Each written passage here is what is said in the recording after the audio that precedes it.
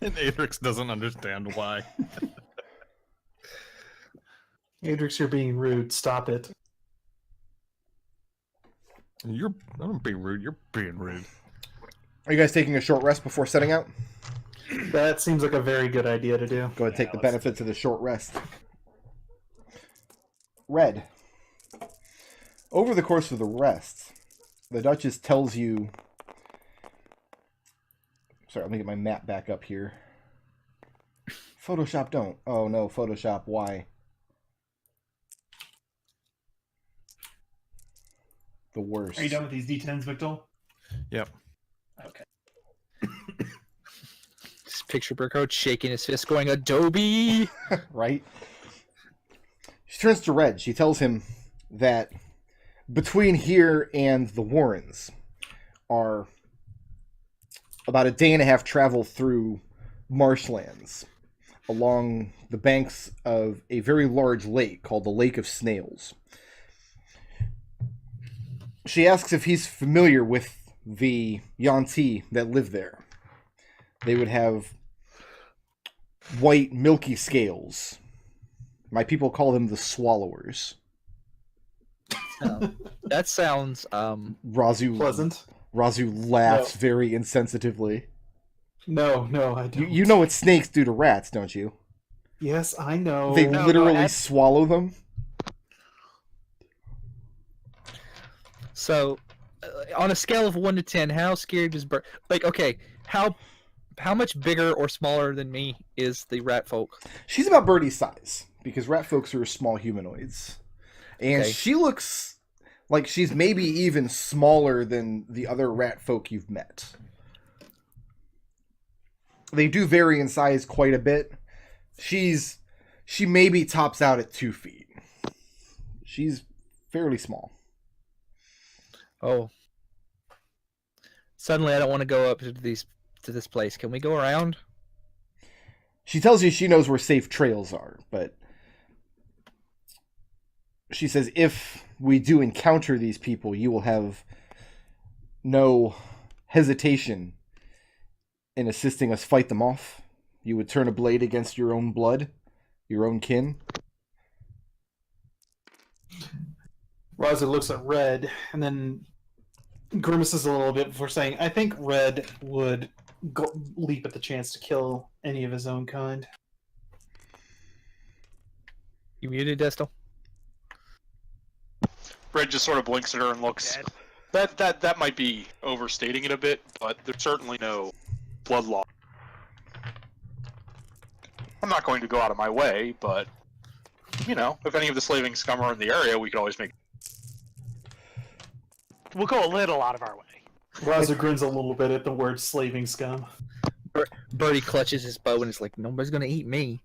She kind of casts her glance around the rest of you, and is it so with the rest of you as well? You are all outcasts from your various tribes and civilizations? No, I think I think Wendy has some nice cousins. Birdie raises his hands. I'm not an outcast. Everybody else is just dead. I turned my back on my people a long time ago. I don't know. We've only met Kobold a few times, and they both times tried to kill you.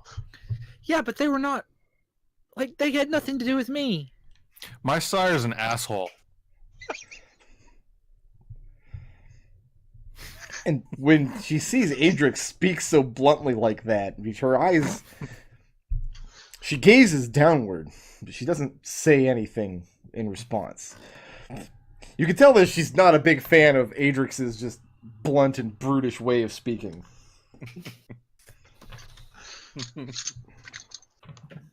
As he belches loudly, and he's basically being Al Bundy right now. That's what's happening. Got his finger up his nose, 2 knuckles deep.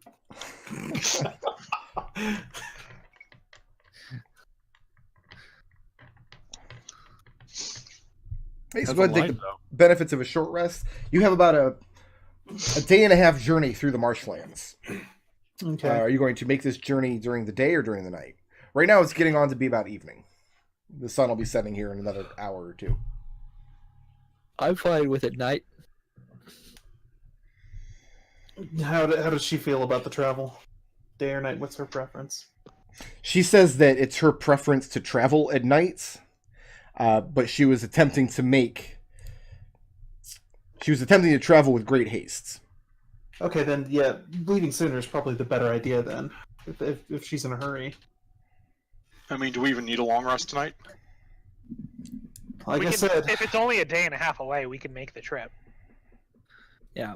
Any longer than that, we're gonna need to rest. But like I said, if we run into anything that causes that same putrefaction, I'm not going to be able to deal with it until I've had a chance to restock my poultices. It's fine. I'll avoid any scorpions then. Yep. Okay. When you see the first sign of trouble traveling through these marshlands, is it your inclination to avoid it or run headlong towards it and eradicate it? Avoid. Yeah, avoiding it sounds like a better idea since we got someone to protect now. I Okay. think the question is, what is Adrex's inclination? I mean, Adrex isn't that reckless. If it's a single rat, yes, we should absolutely kill it. If there's like 6 of them, let's try and avoid it. What if it's a single rat and then 5 more show up? Because you were Well, only then we seeing kill the this. one. That's Then just we kill changing it. that's changing the goalposts on him, man. Traveling through the Climate marshlands, it becomes very clear that the Duchess knows many safe and quiet paths to take. Several times she'll start over what looks to be just a pool of water, and you're thinking she's going to swim. But whenever her feet land, she just has a knack for finding places that are just shallow enough. Some of them are very narrow. Some of them are very difficult for Adrex especially to walk on. But she's very swift and very nimble.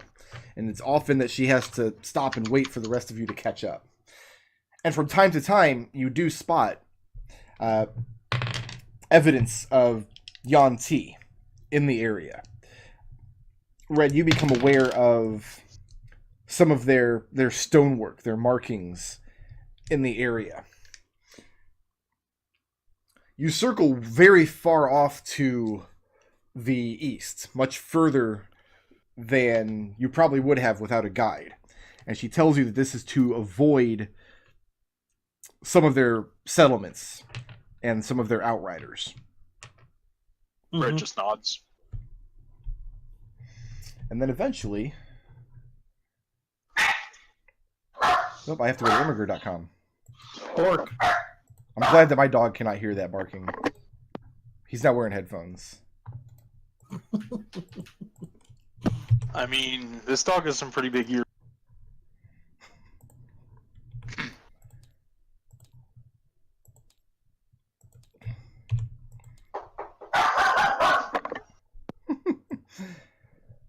I think that's why Destil's always muted. This is why I put my dogs in the oven before I play D&D. Okay, Makes sense. and you arrive at the Warrens, which she refers to as the Degdecarans, which in her tongue means rats of blue fur. I'm assuming we're coming in from the south here. Yes. She tells you that her folk are very secretive and very suspicious. She tells you that Red's folk have powerful fangs and venoms, that Adrex's have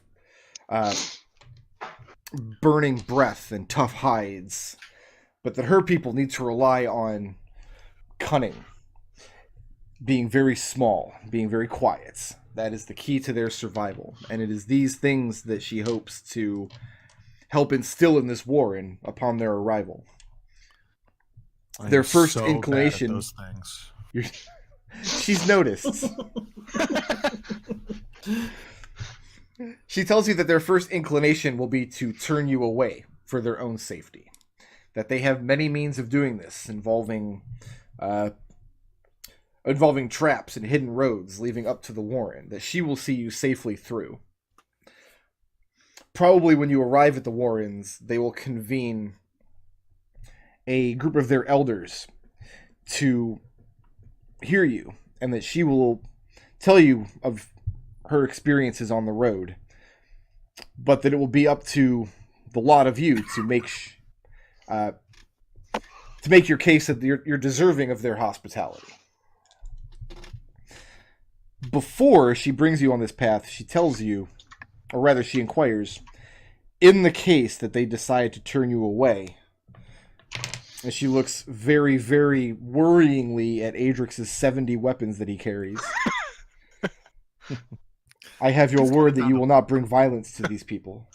He's got it down to like 7. If we're not welcome, then we'll of course leave peaceably. I know Nodal recognizes this map. Huh? And so she does. Thunder? Yeah, it is. It's also in the DMG. Oh, is it? Oh, neat. Yeah, I think it is. I didn't know that. I think at this point Red's the one with the most weapons left. Yeah, but they're all daggers, and all daggers count as one. There's like 3 swords and a bow. But you don't have a fucking hammer. No. Actually, nobody has a fucking hammer. You guys gave it away, didn't you? We left it when we skidooed. Yeah. Oh, okay. Yeah. Because I was like, I'll carry the rest of his weapons, but I'm not carrying the fucking hammer. You come to a clearing in the marsh. Looking to the north, you see what, to your eyes, just looks like a huge stone wall that stretches off to the east and west as far as you can see. Adrex, you recognize this cliff face immediately. It's hundreds and hundreds of feet tall, and you know at the top of it begins the plateau and the jagged mountain ranges leading off to the north, eventually giving way to badlands and tundra. For the rest of you, this is probably the first time you've seen such a sight. It's quite a bit more impressive than the wall to the south that you actually have seen. Yeah. But she does carefully bring you through the clearing, avoiding the trap set up by the rat folk. And when she arrives within maybe 150 feet or so of the base of this cliff, she stops. And she holds her arms crossed in front of her chest and bows her head and begins speaking a prayer. And this draws some of the nearby... Well, what's our passive perceptions in this group? 17. 17? Is it dark? By this point, it would be sunlight, because it was about a day and a half journey, and you set out just at evening. If my sunlight sensitivity is being triggered, then it's 16. If not, it's 21. Okay, so 18 here. 18. Windy. A butt. What? Adrex is a butt. Okay. Wendy, you become aware of what she's doing right away. She's signaling to some of the rat folk hiding in the various brush and area around you. She's signaling to them that they should stand down their weapons. And after she speaks this short prayer, she brings you all forward to the entrance of the Degdecarans. It's a brown stone cave. It has a long, wide march leading in. The entrance itself is just a very narrow fissure, just a very small crack in the wall that you all have to squeeze through. Adrex, it causes you considerable discomfort with your 70 weapons. But just on the other side of the fissure, it opens up into this wide area.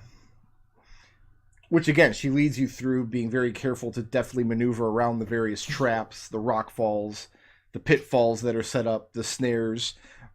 How impressed is Birdie? I mean, it feels like coming home. Does Birdie get impressed, or does he just get jealous? That's fine.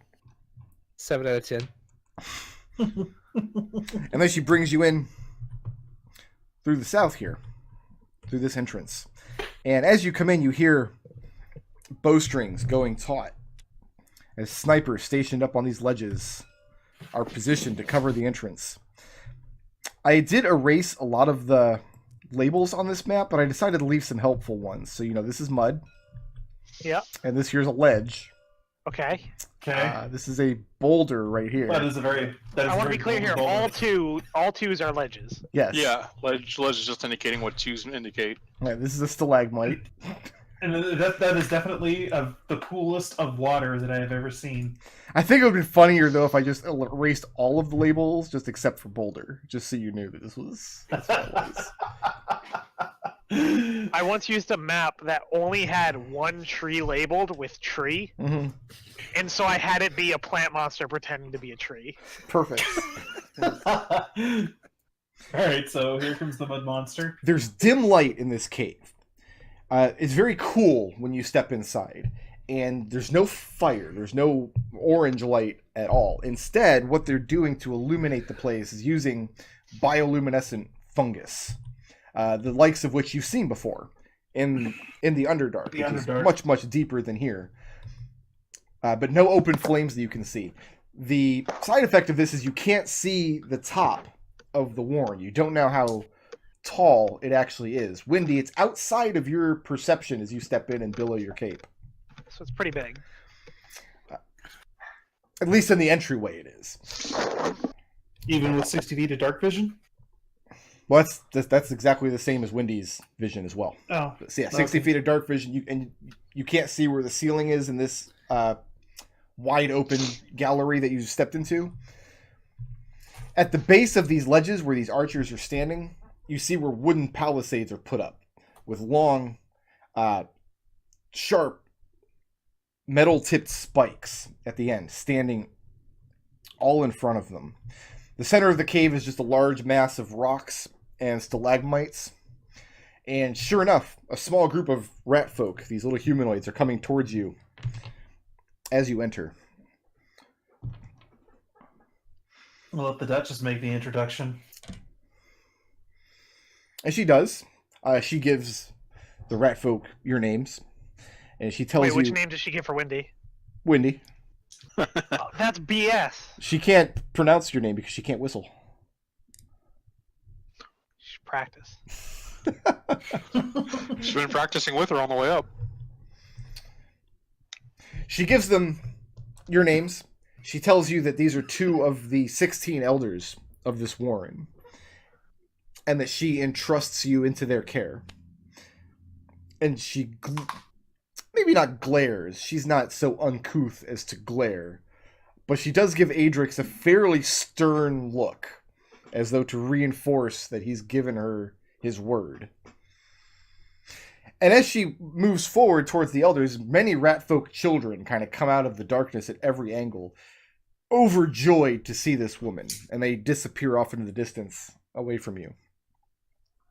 And one of the ratfolk elders steps forth, and in a very high-pitched voice, with some difficulty in common, asks, "Who speaks for you lot?"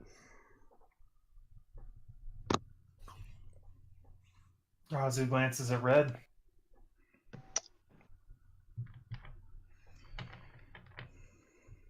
I He's will. usually the best at this kind of stuff. And I'll just kind of mention, I don't think they like Yuan-ti very much. Before Red can even say anything, one of the elders confirms his suspicion and tells him that, despite your shape, we know who you are, son of the Swallowers. Raazu nods and says, "I can speak for the group." Birdie panics a little bit at this.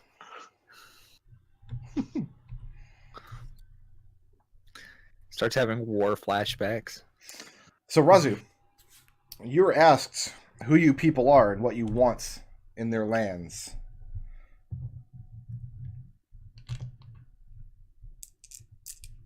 We are a group of travelers. We're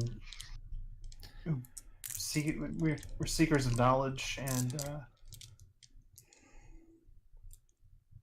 magic power, and we've been looking for word. We've heard some rumors in the lands to the south of here, of a creature calling himself the Lord of Blades. We're traveling northward to Wizard's Folly? It tells you knowledge and magic power and wizard's folly. These are large and grandiose things. What makes you think the humble rat folk would have any keys to such things? Raazu shakes her head and says, well, I'm not really looking... unless you have something to volunteer, I'm not really looking to you for information. All I'm really looking for is a place to rest our heads for a while. And after a pretty brutal fight, rescuing the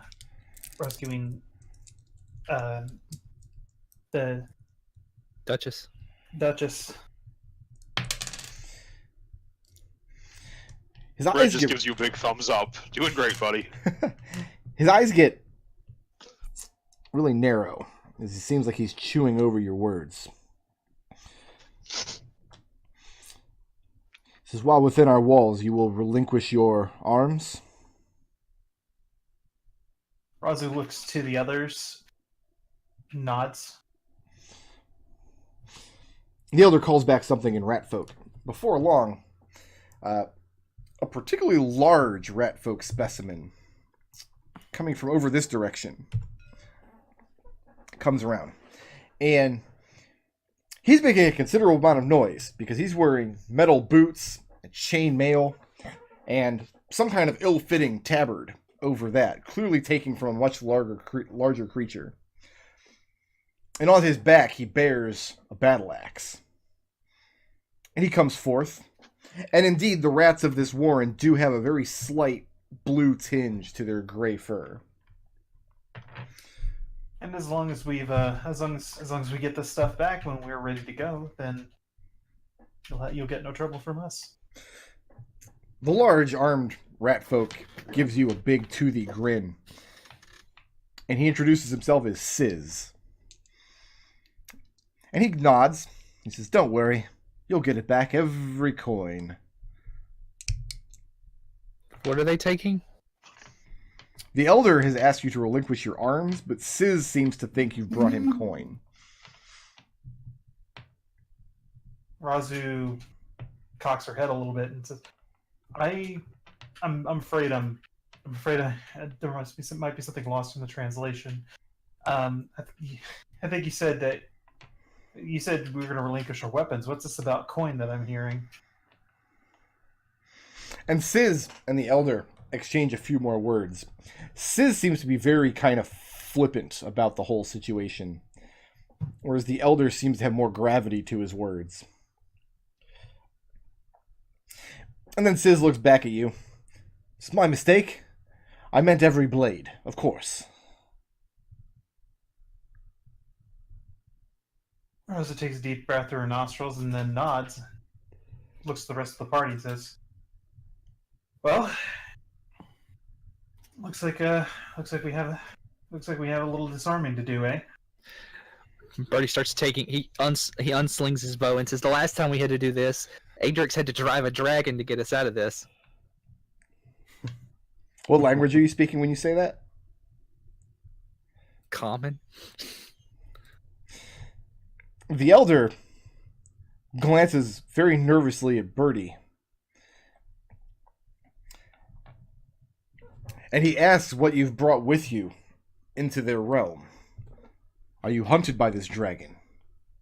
Not particularly, no. But, like, I brought my bow. I have a knife here.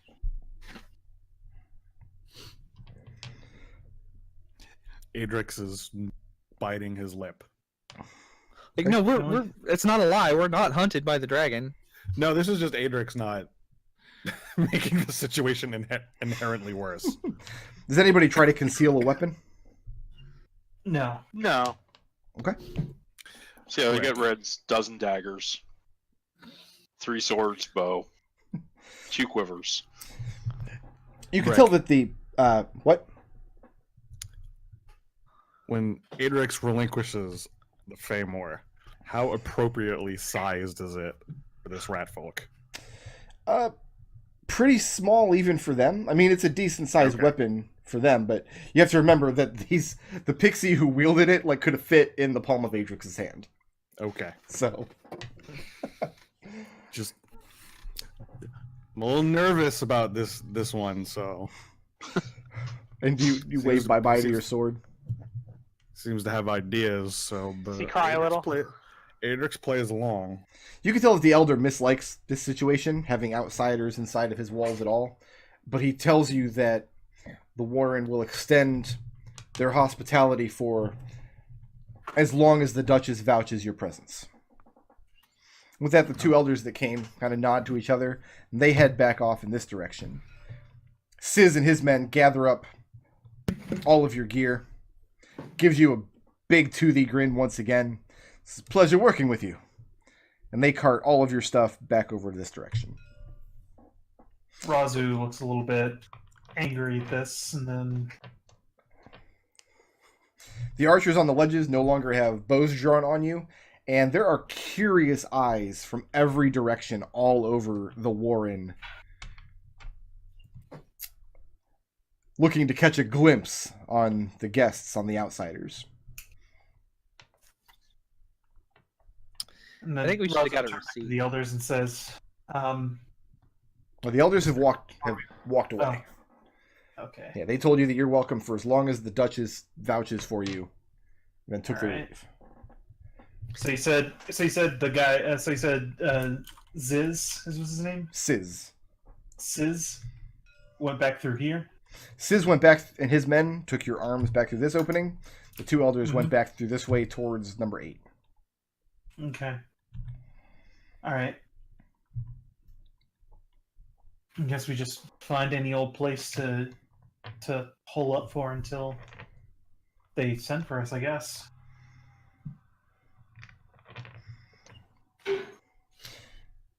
And yeah, curious eyes from all over the Warrens. I mean, there's got to be a good 100 rat folk at least living here.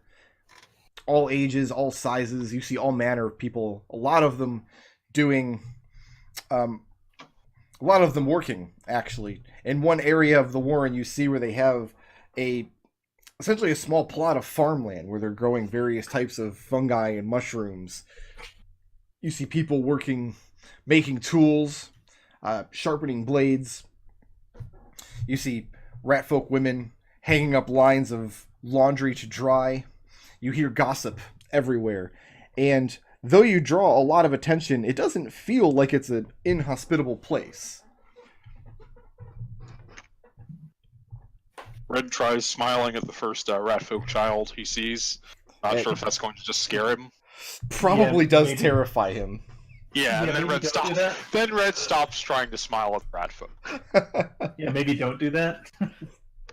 Somebody should probably go watch our stuff to make sure it doesn't, because we didn't get a receipt.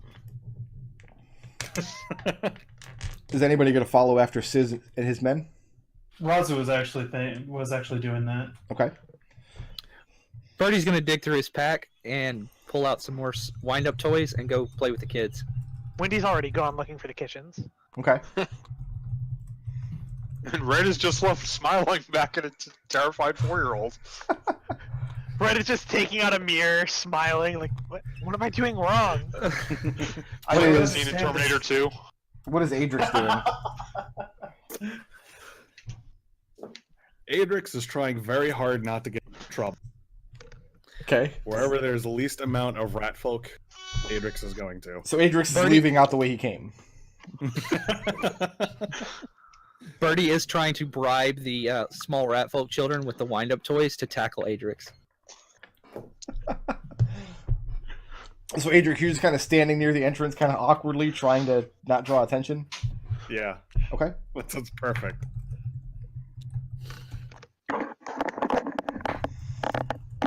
And what is Red doing after you scare away your first child? They didn't give us any instructions about like what area we could go to or what area was right. No, and as you look around, I mean, you're not a rat folk yourself, but it does feel like a very homey Warren. It's, for the most part, it's dry. It's very cool in here, but it's not damp. It's not dingy. It's not moldy. As far as caves go, you could see kicking your feet up here. Well, in that case, Red will just sort of mingle, which is impossible. Do you speak rat folk? Nope. Okay. I guess so. Okay, that makes sense. Red will wander around the area pretty much aimlessly, but keeping his ears open for anyone speaking a language he does speak, Okay. other than his companions.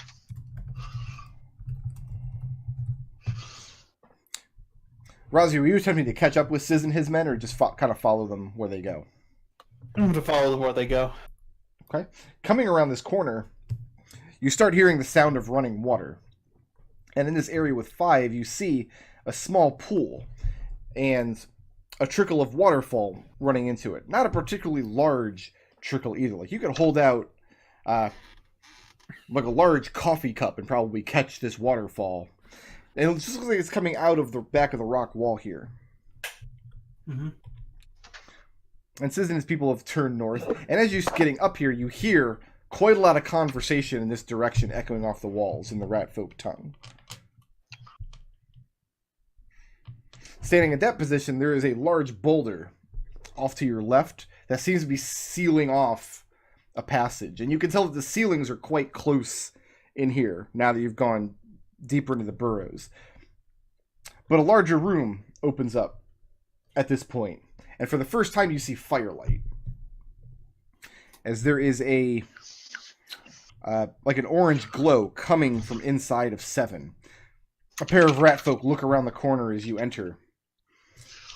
And standing here in room number 9, this is where Sizz and his men are organizing your equipment. You can see there is some shelves lined along the back wall that have a fairly decent assortment of weapons. Predominantly spears, arrows, but you also see daggers, a couple of swords, some weapons that just clearly could not be wielded by any of the rat people, things that looks like they've scavenged from orcs or other humanoids. Raazu looks a little disapproving at this. She doesn't really voice anything. Obviously, she basically just comes back here and this is where they're stashing our stuff. So okay, and you see Sizz. Sizz watches you enter, and there's another armored but not quite as heavily armored rat woman in here as well that Sizz was conversing with when he sees you enter. As you come in, he turns in your direction. He gives you his large grin, and then in common, he says, "Come to keep track of your belongings. This is your right to do so. nods. We're bandits, you know." Raazu chuckles a little bit and says, "Well, the Duchess did ask us to raise arms in defense of this place as long as we were staying here, and so it would be prudent to know where you're keeping our weapons." He looks back at the shelf, and then back at you, then points at the shelf, says, "They're right there." Okay. So let me introduce you to my sister, Chech. She doesn't speak your tongue very well, which is just as well because she has no manners. And this rat woman that he's standing next to, she just looks annoyed more than anything. You can tell that she doesn't understand what he's saying, and that irritates her somewhat. Raazu chuckles a little bit and then says, "Well, I don't know if you saw much of my Dragonborn companion, but he definitely threw the Duchess for a loop." He tells you, "See him? Couldn't make his face out from way down here. Large lad like that. Why does he need to carry weapons?"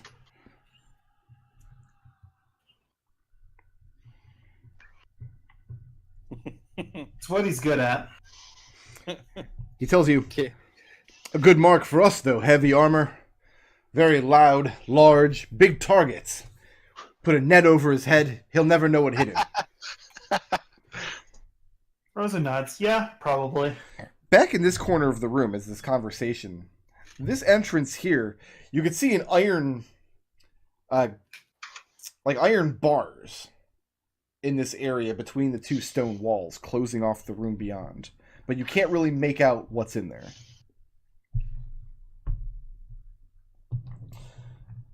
Raazu's gaze lingers on that probably longer than would be polite. And Sis takes note. She wonders what's back there. And he leans in and stands on his tippy toes and puts his mouth as close to you as he dares, and he whispers, "Shall I introduce you?" Raazu cocks her head. He falls back, and he says something in the rat folk tongue, which the other dozen or so rat folk in the room seem to take great delight in.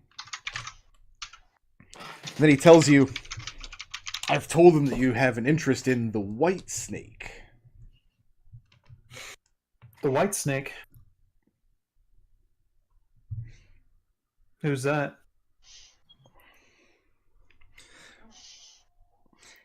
And he kind of scampers in that direction, looking back to see if you're following him. Oh, yeah. He places himself between you and the bars. And looking at these bars, it's pretty clear that they've scavenged this whole mechanism from somewhere. Like the door frame and everything, and reconstructed it here. It's definitely not made to fit this little hole. There are gaps around the side where this kind of rectangular doorway is meant to fit into this almost oblong tunnel.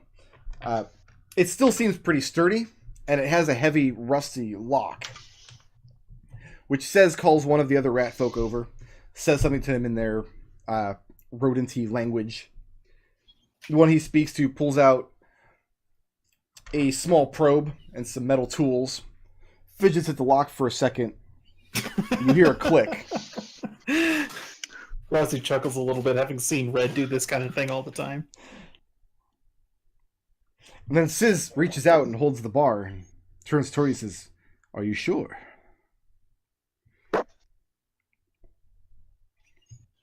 People call me many things, but not a coward. He says if you come back out alive, he will share a grog with you. And then he pulls the door open with a creak. Raazu peers in.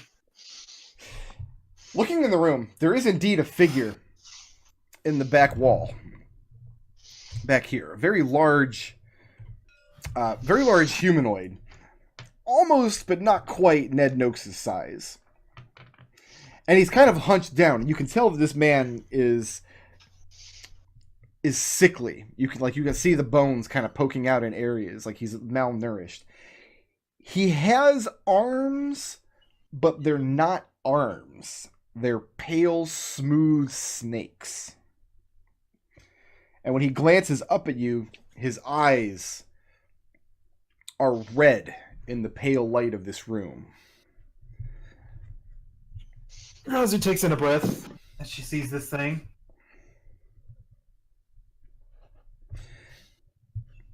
Does she say anything? No, she doesn't. She's watching him though. Like she's ready to defend herself if he starts getting ornery. You hear him say something, and he is not quite as proficient in hiding his long snake-like tongue as Red is, which means he draws out his S's quite a lot, and he has a thick lisp to a lot of his speech. And what languages does Raazu speak? Raazu would try Draconic first. She speaks Draconic? Yep. Okay. Hobgoblin, Goblin, Undercommon. And Halting Moten. She's almost done with it. So I've been meaning to ask you about that too, Rico, but we'll deal with that later. Okay. You can tell he tries a couple of languages to see if you can understand his speech. And when he lands on Draconic, he essentially just asks if you speak the tongue of dragons.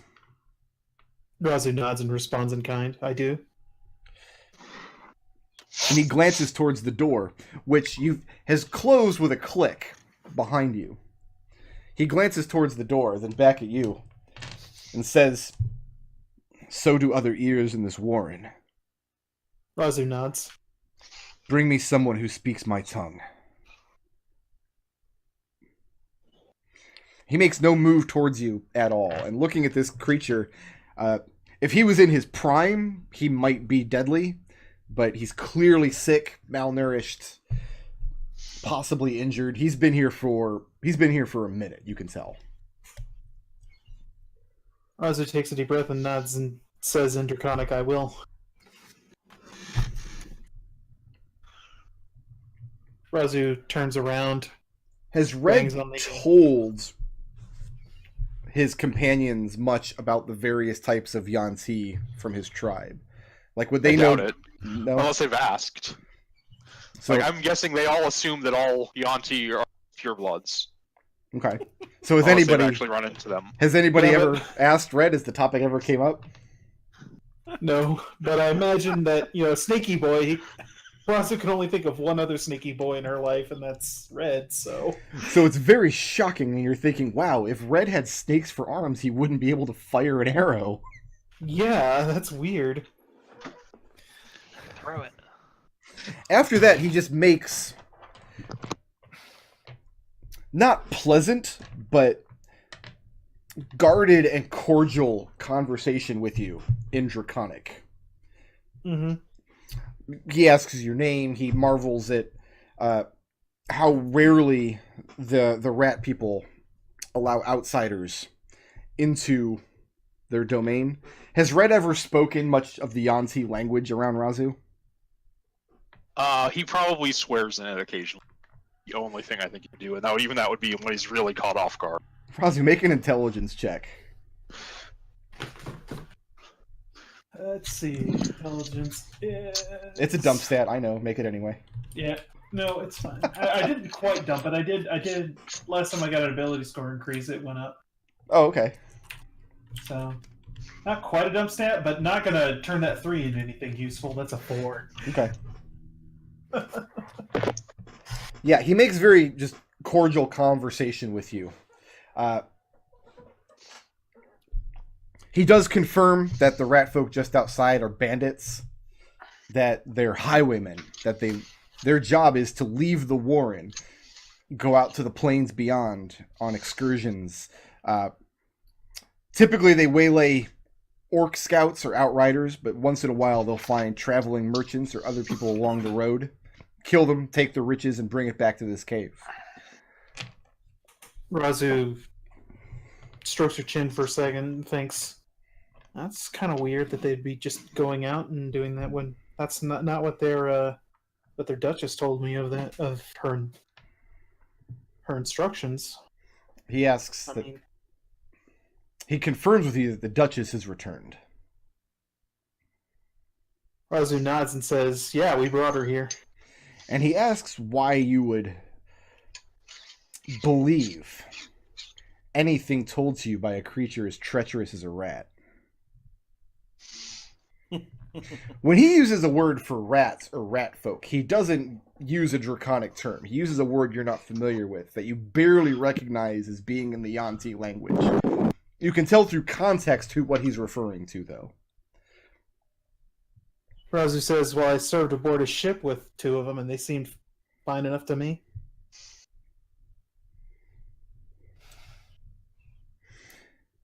Hard workers. But did you have to trust them? On board a ship, you have to trust everyone, regardless of your personal feelings. I could fuck this conversation up if I wanted to just use some DM fiat. Like, so how did that go for you? Oh, well, I got killed by cultists. Well, that wasn't through the actions of the crew. That was Raazu getting killed. But when you are espousing trust on the ship that purposely tried to play a prank on your party members that almost then got murdered by sirens.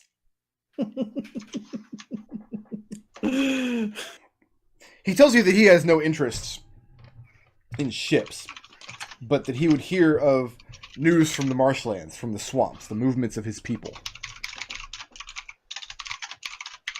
What that I could tell you, they've kept a wide berth coming here. And after a few moments, you hear Says from outside call in, Hobgoblin, are you still alive? Have you been eaten? No, I haven't. And then She says a little exasperatedly. a hip hip huzzah goes up from amongst the rat folk on the outside, and you hear a click in the door and it creaks back open. Raazu turns back to the white snake and says, "I'll in Draconic, I'll make sure my companion comes your way." What is your passive perception? My passive perception is it's 11. It's 11. Okay. They bring you back out, and before you even, just as you step out of the door, you kind of get the sense this is kind of a game for these bandits. They take great pleasure in having sent you into the snake's den and coming back out.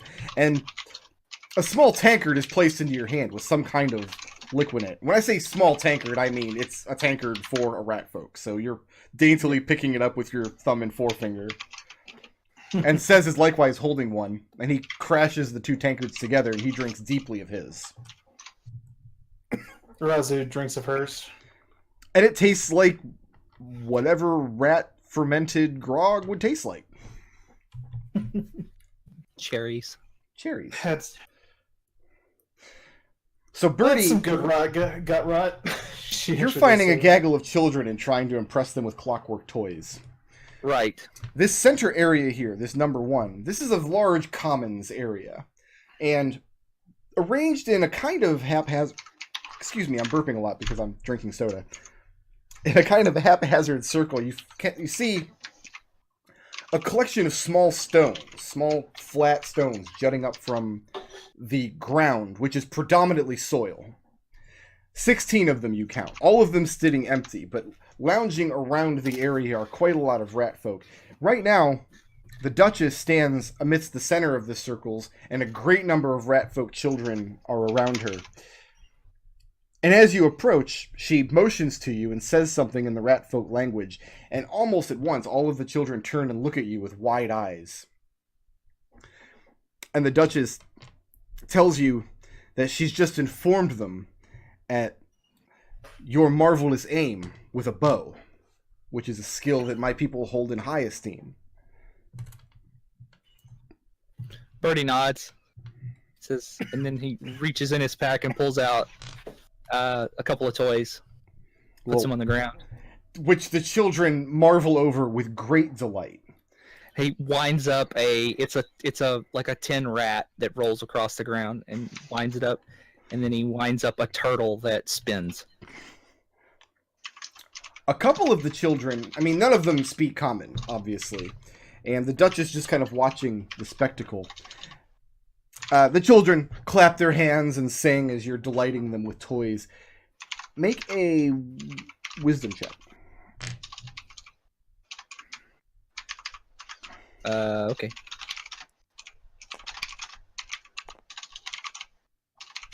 $15. You pick up a word that they keep saying. They're speaking this one word in Draconic. And bad ears. And it takes you a moment, but you realize these children think that you're bad ears. Or at least that you look like bad ears. You're Santa. Birdie will actually cock his head and ask Duchess who Bad Ears is. And As she he's says pulling that out another toy. She says that she doesn't know. She hasn't had the pleasure. Would you like me to ask the children? Sure. And she does so, and there's a short conversation. And she reports to you that Bad Ears is a white-scaled... she doesn't know the term for kobold, but she describes a kobold that has essentially been adopted by the Warrens this past year. He came down from the northern mountains and has been taken into the... There's a word I need to look up now. He's been taken in with the Zerich. And when she says Zerich, see, she motions back towards where you saw Raazu go.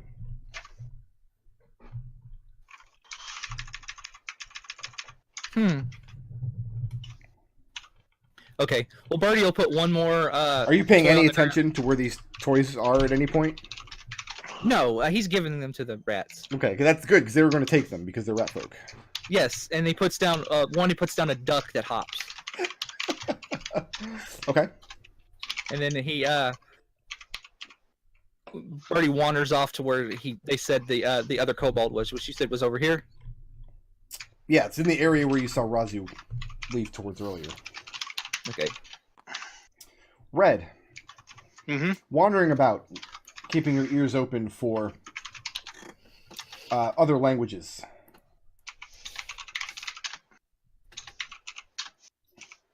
Sorry, I have to look another name up now. Keeping your ears open for the sounds of keyboard. You hear a kind of gruff, I've been smoking for 40 years voice.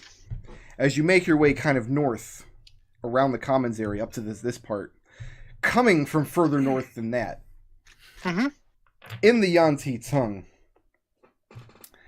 ask, and who bade you enter, Swallower? The Duchess, and I'll answer. And looking back, you see this ledge in the north with all the spikety walls underneath it, and then beyond that, just a gaping hole across the path. And leaning up against one of these narrow walls, you see a very old rat man drawing smoke out of a long, curly pipe. And he's dirty from head to toe. He's wearing layers of rags. And he's leaning on a very small pickaxe, like a pickaxe sized for Birdie to swing. And he regards you suspiciously as you look his direction and move towards him. I'll just hold my hands out for my cloak. I don't mean anyone here any harm. I probably have as much, if not more, bad blood with the Swallowers as any of you. He says that he's been If they were to see both of us and to know who I actually was, they might go for me before you. He smiles. He tells you that he's seen 32 winters, and in all that time, he's never known anybody who didn't have bad blood with the Swallowers. That sounds about accurate. Red just nods solemnly. You can tell he's looking at you very intently with his little beady eyes. And eventually he tells you that you have their look, but... like, Red doesn't have scales, does he? No, a little bit on the back of his neck where his hair grows out, but it's behind his hood. And he says that you have their look, but you're not covered in their white scales, and they typically don't have... and then he reaches up to the top of his own head and kind of tufts at his hair for a moment. I'm from the south. They're more cousins than brothers. The rat folk taps his pipe, and he takes a couple of limping steps towards you, and he holds out his paw towards you. Mm-hmm. He introduces himself as Pran. Red? The people call him the Pit Watcher. And I take it this is the pit. He looks back, and he says, That is the pit. Red will walk up to it. May I approach? He doesn't make any move to stop you. Mm-hmm. He does caution you not to fall in, because he's never seen the bottom of it. Walk over, peer down. Peering down, you see very faintly off in the distance a light white glow that indicates that there's some bioluminescence down there, like they used to light the rest of the cave. But very far down. And it's difficult to gauge exactly how far. Pran comes up behind you. He tells you that no attack has come from the pit in living memory, but that he watches it all the same. What about beyond living memory? He tells you that great evils live in dark and deep places, and he describes a few that you're familiar with. Having been to the Underdark before. And looking down in the walls, you see pegs and ladders and networks of ropes and nets, and you would probably have difficulty, but Pran, or indeed Birdie, could use this to very quickly climb down into the pit as far down as he's gone. And then it continues below the Underdark, from the sound of it. And he's not familiar with the term Underdark. but he's heard of some of the evils from there. The realms below. He tells you that most of his people think that the Warrens are deep enough for them.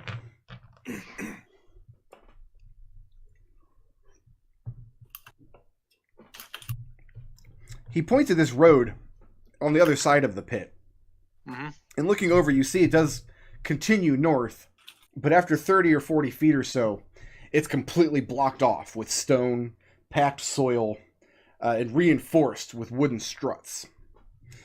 He tells you that if you continue down that road, through the tunnels, after 2, maybe 3 days' march, you would arrive at one of the centers of the people you've forsaken, the Swallowers. That's how close they are. That's how near evil is. And that's why I watch the pit. And they've never tried to force that open. You see him kind of cast a amused glance back towards where you just saw Raazu and then Birdie after a few minutes go towards. He says, I'm sure there's some in the Warrens who would like to see them try. I wouldn't. At any rate, you're lucky, you're small. If you were someone my size, they would probably try and infiltrate this place, walk among you as members, and then destroy it from the inside. He laughs, and he says, do they not have rat folk in the south? Do you not know the word that the Swallowers use for my people?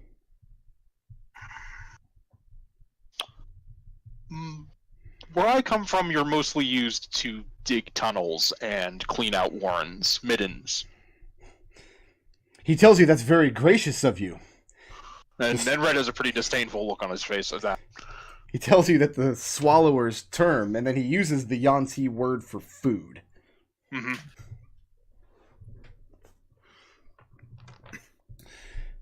The Hobgoblin that you came in with, she told the elders that you came seeking magical knowledge. That's one of the things we're here for.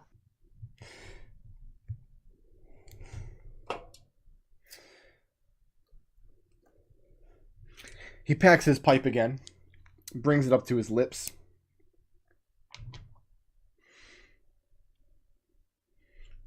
He asks you to what end? I mean, ideally to protect places like this. He asks what sort of places you've protected with your magical knowledge in the past. A village of... Try and search for the Yuan-ti word for Mokden. The Yuan-ti word for Mokden is especially delicious food. Yeah. A White pirate's haven of all sorts of sailors and travelers. And a group of fur blogs, not actually that far from southwest of here. The dam too.